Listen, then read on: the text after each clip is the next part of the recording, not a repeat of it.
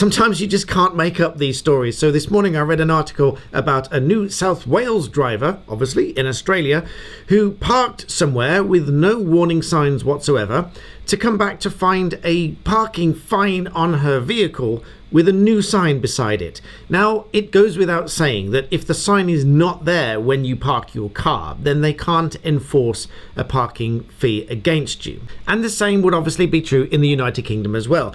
If you can demonstrate that you're parked in an area that has no parking restrictions whatsoever, and a new parking restriction goes up whilst you are parked there, then I hope that it goes without saying that this kind of fine should not be enforceable against you, because there was no restriction when you parked the vehicle.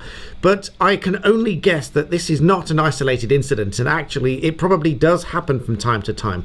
So take it from me, if you do park in such a location and there are no parking restrictions, I know this sounds like overkill again and again, but I always say that it always comes down to the evidence.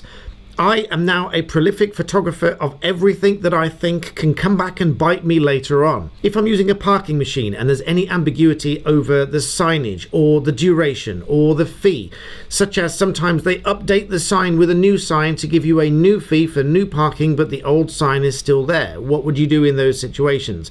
Well, if the machine accepts your payment for the lower amount, then the automated transaction has taken place. And consumer law, whenever there's an ambiguity, is going to favour the consumer. And if there are no signs at all and you park there, I am going to take a photograph of the area to show that there are no signs there when I'm parking the vehicle, or at least there are no clear signs that I can see from where I'm standing. So again, I know this sounds like overkill, it sounds like a pain to have to take evidence everywhere you go, but take it from me, that is far easier than trying to argue back and forth later on when you simply don't have any evidence.